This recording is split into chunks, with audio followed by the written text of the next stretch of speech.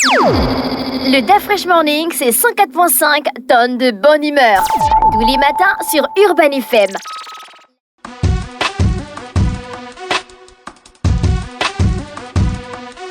Vous êtes sur les 104.5 Urban FM, la station urbaine, et vous écoutez le DAF Fresh Morning. On a Jean-Paul. Jean-Paul, bonjour. Bonjour la fraîche. Comment tu vas ce matin? Ça va très bien. Il y a la forme. Et le week-end? Ça va, un week-end posé, tranquille, devant la télé. Tu as regardé un nouveau film?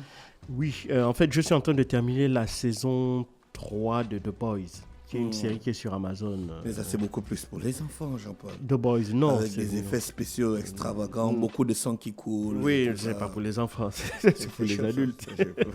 Non, ça, on regarde pas avec les enfants, c'est trop violent. C'est trop violent. Voilà, j'ai pas aimé. voilà. J'ai vraiment pas. Moi, j'adore plutôt. J'ai trouvé Toi, quand même. tu aimes bien les super-héros? Oui, bon, moi, surtout que cette forme de la manière dont on aborde l'angle d'attaque des super-héros qui ne sont pas là pour nous défendre forcément, mais qui sont plutôt là aussi pour se considérer comme des êtres supérieurs et tout ça. Et donc, tu vas nous essayer de manipuler un peu les humains normaux. Donc, c'est ce côté-là que je trouve assez intéressant. D'accord, ok. L'actualité internationale nous emmène où ce matin? En Europe, hein. On va revenir sur la décision faite par les 27 pays membres de l'Union européenne d'entamer officiellement des négociations d'adhésion à l'Ukraine et à la Moldavie et d'accorder le statut de candidat à l'Union européenne à la Géorgie. Alors, ce qui est assez surprenant, notamment pour ce qui concerne l'Ukraine et la Moldavie, c'est la rapidité avec laquelle les 27 ont décidé d'entamer des négociations d'adhésion. Il faut savoir qu'en moyenne, lorsque l'on regarde un peu dans le passé, quand on regarde par exemple les autres pays qui avaient adhéré à l'Union européenne, si on prend par exemple le cas de la Croatie, qui avait fait sa demande en 2013, qui avait fait sa demande en 2003 et ce n'était qu'à partir de 2013 qu'elle avait pu adhérer. Quand on voit par exemple la Pologne qui avait fait sa demande en 1995 et ce n'est qu'en 2007 qu'elle avait pu adhérer. Donc le processus d'adhésion, enfin le processus entre la période où on dépose la candidature, où on l'examine, où ensuite on vous accorde le statut de candidat et ensuite la période à laquelle on ouvre les négociations pour en faire aboutir et vous faire officiellement adhérer à l'Union européenne, c'est un processus particulièrement long. Donc ça, c'est la rapidité, parce qu'il faut savoir que l'Ukraine a déposé sa candidature d'adhésion au sein de l'Union européenne 4 jours après l'invasion russe, donc c'est-à-dire le 28 février 2022. Et le 23 juin 2023, le dossier de l'Ukraine avait été accepté. D'accord ? Donc, on avait décidé d'accorder le fait que les 27 devaient maintenant étudier les dossiers de l'Ukraine pour lui fixer un certain nombre d'objectifs à atteindre, parce que, évidemment, la difficulté dans le processus d'adhésion, c'est qu'il faut d'abord harmoniser les règles juridiques, les lois, les traités et les lois internes. Il faut ensuite apporter un certain nombre de garanties, notamment en matière de lutte contre la corruption, en matière d'état de droit, en matière de démocratie. Et enfin, il faut aussi répondre à un certain nombre de critères économiques, c'est-à-dire que s'assurer que le niveau d'inflation, le déficit budgétaire, les efforts économiques qui ont été faits par le pays sur les matières économiques lui permettent petit à petit de se rapprocher des standards et des niveaux des autres pays de l'Union européenne. Toutes ces conditions-là font partie de ce qu'on appelle le traité de Copenhague. C'est dans le traité de Copenhague que sont incluses toutes les dispositions relatives au processus d'adhésion à l'Union européenne. Mais donc ça, c'est la première chose. La même chose aussi pour la Moldavie. Quelques jours après l'Ukraine, elle aussi, elle a déposé sa candidature l'année dernière. Et en seulement 1 an à peu près, on est passé du statut de candidat potentiel à candidat officiellement déclaré et reconnu comme tel. Alors, bien entendu, ça, on trouve ça quand même assez étonnant. D'autant plus que l'Albanie, d'autant plus que l'Ukraine, la Moldavie et la Géorgie ne sont pas les seuls pays candidats actuellement à l'intégration au sein de l'Union européenne. On a 6 autres pays, notamment l'Albanie, la Bosnie-Herzégovine, la Macédoine du Nord, le Monténégro, la Serbie et la Turquie. La Turquie qui est candidate depuis les années 90 et dont le dossier n'a véritablement jamais avancé. Il faut savoir que dans ce processus-là même, il y avait des pays qui avaient déposé leur candidature, notamment par exemple l'Islande qui avait déposé sa candidature en 2009 et puis l'avait retirée en 2015 parce qu'elle estimait que le processus était trop long. Comme la même chose pour la Norvège et la Suisse qui avaient déposé leur candidature d'adhésion à l'Union européenne dans les années 90 et qui l'avaient abandonné également en 2015. Il faut aussi savoir qu'en 1984, un pays africain avait fait la demande formelle d'adhérer à l'Union européenne dans le cadre d'une demande d'adhésion aux communautés européennes, c'était le Maroc. Malheureusement, cette demande avait été rejetée en 1987 pour des raisons géographiques. Ils estiment que le Maroc n'est pas... Même si le Maroc partage la Méditerranée avec les pays européens, mais ça ne veut pas dire que le Maroc fait partie de l'Union européenne, même si au Maroc, il y a une partie de son territoire qui est considérée comme étant un territoire européen. Il y a une enclave espagnole au Maroc, mais pour les Européens, pour les membres de l'Union européenne, cela n'était pas suffisant pour justifier le fait pour qu'on puisse accorder... Mais pourquoi le Maroc voulait d'abord rentrer dans l'Union européenne? Il ne se sentait pas bien dans l'Union africaine? Quand tu regardes, il n'y a pas que le Maroc, quand tu regardes véritablement les pays d'Afrique du Nord, c'est ce qu'on leur a toujours reproché. C'est-à-dire qu'ils étaient toujours en train de regarder soit vers l'Europe, soit vers le Moyen-Orient, mais jamais vers l'Afrique noire. Et donc, ils ont essayé à plusieurs reprises d'adhérer ou de créer des organisations qui pourraient permettre de rapprocher ces territoires-là. On a par exemple la Ligue arabe pour les pays d'Afrique du Nord pour essayer de se rapprocher de leurs homologues du Moyen-Orient. Et on avait l'Union méditerranéenne. Qui avait été créée, je crois, par l'Union des pays de la Méditerranée ou quelque chose comme ça, qui avait été créée, une tentative qui avait été faite par Nicolas Sarkozy quand il est arrivé au pouvoir en 2007, mais qui avait malheureusement avorté à cause de la guerre en Syrie. Et donc, c'était ces deux grands projets-là qui faisaient que les pays d'Afrique du Nord, en général, ils avaient tendance à regarder vers comme je l'ai dit, le Moyen-Orient et l'Europe. Et donc, toutes leurs tentatives de se rapprocher de ces deux blocs géographiques-là, ayant toujours échoué, c'est maintenant que on ne dira pas tous les pays d'Afrique du Nord, je dirais particulièrement le Maroc. Le Maroc, lui, a véritablement fait son deuil de vouloir se connecter soit au Moyen-Orient, soit à l'Europe. Et le Maroc, c'est le seul pays d'Afrique du Nord qui véritablement a une enclave à l'intérieur de l'Afrique noire. On le voit, Mohamed VI a multiplié les investissements, a multiplié les partenariats avec les pays d'Afrique noire et subsahariens. Et donc tout ça fait qu'aujourd'hui, le Maroc a bien compris qu'en réalité, son avenir n'est pas en Europe ni dans le Moyen-Orient, mais plutôt en Afrique noire. Ce qui n'est toujours pas le cas des autres pays. Si vous prenez l'Égypte, quand vous allez en Égypte, l'Égypte est beaucoup plus proche de l'Arabie Saoudite, du Yémen, du Moyen-Orient en général, parce qu'ils considèrent qu'ils partagent la même religion, la même culture, la même langue. Et donc, ils ne se sentent... Mais avant la construction du canal de Suez, ils étaient collés. Voilà. Et donc, ils ne se sentent véritablement africains que à travers les compétitions sportives qui sont organisées sur le continent. C'est là où on voit véritablement l'appartenance sur le continent africain. Mais dans les faits, et ça c'est quelque chose qui a souvent été reproché, il n'y a pas véritablement un rapprochement des peuples.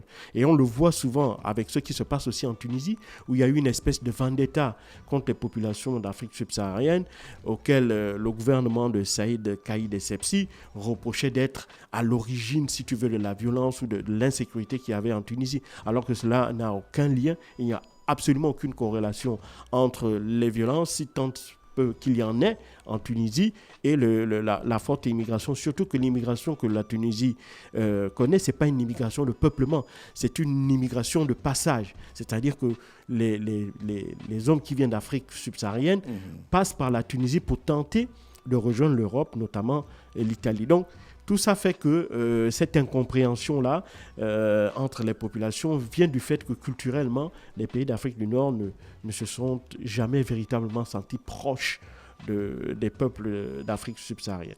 Mais donc toute cette tentative-là, donc le Maroc l'a compris, eh bien d'autres pays ont aussi déposé par la suite, notamment leurs demandes d'adhésion, et ces demandes d'adhésion-là sont toujours en cours d'études. Mais par contre, donc, comme je l'ai dit, ce qui est assez étonnant d'abord, c'est la rapidité. 1 an à peu près après le dépôt de candidature, on accorde déjà le statut de candidat et donc on lance déjà, parce que ça va commencer demain, on lance déjà les négociations d'adhésion. Maintenant, la question est de savoir, est-ce que ces négociations vont aboutir? Si oui, quand pourront-elles aboutir? Et ça pose aussi pas mal d'autres questions par la suite. Il ne faut pas oublier que l'Ukraine, par exemple, est en guerre contre la Russie. Donc, la fin de la guerre va déterminer la structure même du partenariat que l'Ukraine va avoir avec l'Union européenne. Pourquoi? Parce que si la Russie l'emporte, l'Ukraine perdra 30% de son territoire. Donc, tous les pays, toutes les outblasts qui sont à l'ouest seront amputés à l'Ukraine. Donc, quelle est cette taille-là?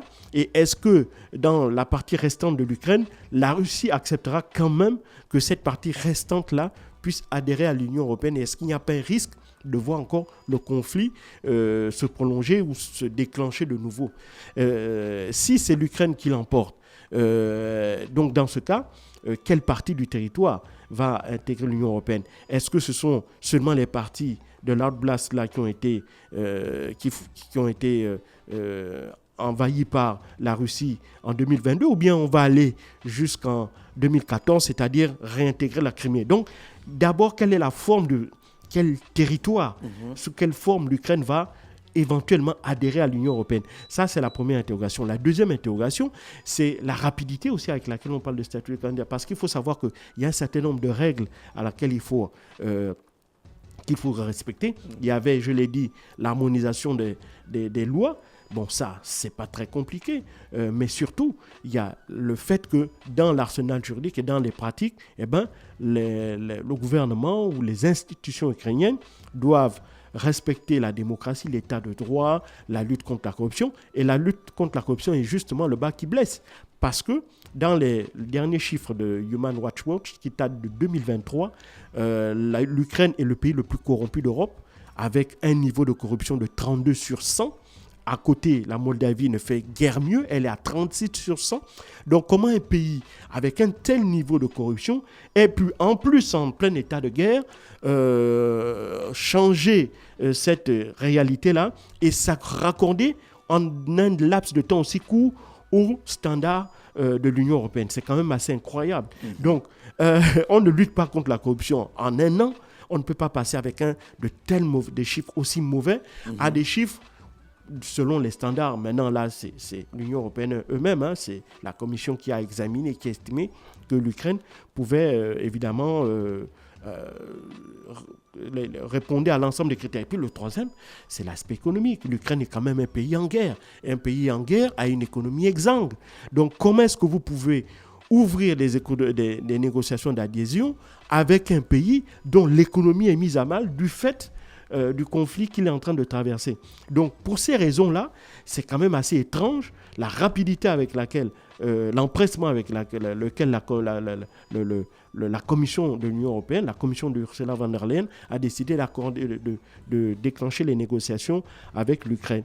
Et la Moldavie aussi, qui est dans une situation, certes, politique moins préoccupante que celle de l'Ukraine, dans la mesure où la Moldavie n'est pas en guerre pour le moment face à la Russie, mais on sait qu'il y a des mouvements séparatistes dans le territoire moldave, notamment dans la partie qu'on appelle la Transnistrie, c'est-à-dire ce territoire-là qui est à la frontière entre la Moldavie et la Russie, et dans lequel se trouvent des minorités russophones qui ont demandé un peu comme les minorités russophones qui avaient à l'est de l'Ukraine leur rattachement à la Russie. Il y a un contingent d'à peu près 1500 soldats russes qui sont déployés en Moldavie et qui sont là justement pour protéger ces populations-là, même si la présidente de la Moldavie ne cache pas, n'a jamais caché sa volonté de vouloir s'éloigner, si tu veux, de l'influence russe et d'adhérer à l'Union européenne. Mais dans ce cas-là, la Moldavie aussi, qui est actuellement le pays le plus pauvre d'Europe, avec un revenu par habitant qui est en dessous de $1 par jour. Donc, la Moldavie, comment un pays aussi pauvre, avec très peu de ressources et qui potentiellement aussi représente une menace, parce que adhérer à l'Union européenne pour la Moldavie va raviver les tensions qui sont déjà très fortes des minorités russes qui sont notamment en Transnistrie, qui vivraient cela comme une volonté de leur forcer la main à intégrer l'Union européenne, chose à laquelle ne voudraient pas. Et quelle serait alors la réponse des autorités russes? Est-ce qu'il y aura aussi une invasion de la Moldavie, de la Transnistrie? Beaucoup d'experts occidentaux disent qu'effectivement oui, mais moi je pense plutôt que si invasion il y a, c'est parce que évidemment les Occidentaux, dans leur empressement à vouloir faire intégrer la Moldavie à l'Union européenne, cherchent justement à faire réagir la Russie.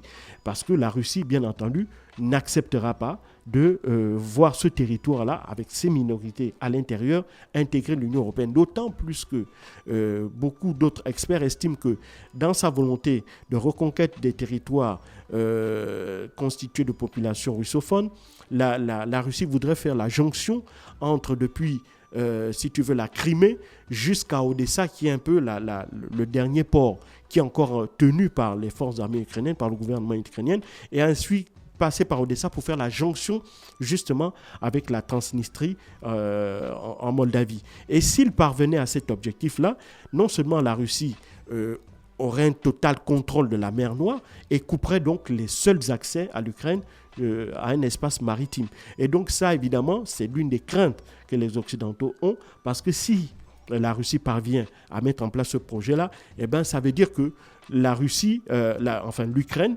sera non seulement amputée de plus de 30% de son territoire, mais d'un point de vue économique, sa situation serait encore plus aggravée, puisqu'elle n'aurait plus accès à la mer. Et donc, la Russie serait donc le seul maître de toute cette zone-là, de toute cette zone maritime-là.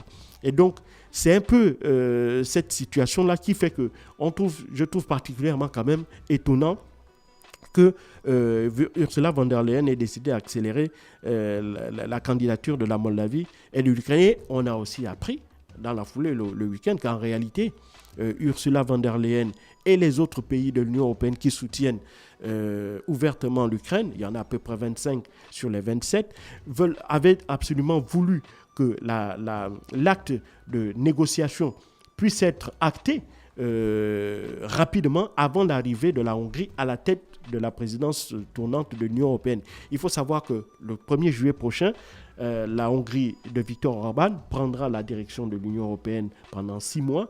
Et donc, la Hongrie a toujours été très ferme sur sa position concernant la guerre en Ukraine. La Hongrie est le seul pays de l'Union européenne à ne pas avoir appliqué les sanctions contre la Russie, à maintenir des échanges économiques. Ils achètent le pétrole et le gaz russe parce que la Hongrie estime que cette guerre ne la concerne pas et que elle aurait beaucoup plus à perdre qu'en appliquant les sanctions qui, d'un point de vue économique et social, auraient de graves répercussions sur ces populations. Et donc, de ce point de vue-là, Viktor Orban s'est toujours opposé à également l'adhésion de l'Ukraine à l'Union européenne, qu'il considère comme étant un élément déclencheur d'un potentiel conflit armé avec la Russie. Et donc pour lui, il est hors de question que les pays européens puissent menacer leur intégrité territoriale pour la défense d'un territoire comme l'Ukraine qui, de son point de vue, ne mériterait pas que l'on fasse de tels sacrifices. Et donc, ils ont voulu un peu lui couper l'herbe sur le pied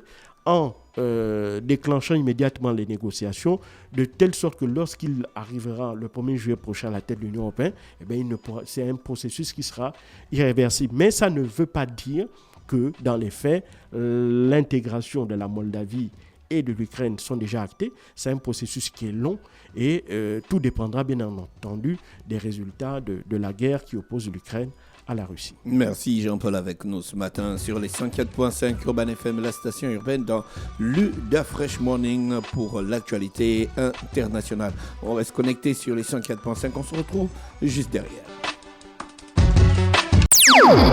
Le Da Fresh Morning, c'est 104.5 tonnes de bonne humeur. Tous les matins sur Urban FM.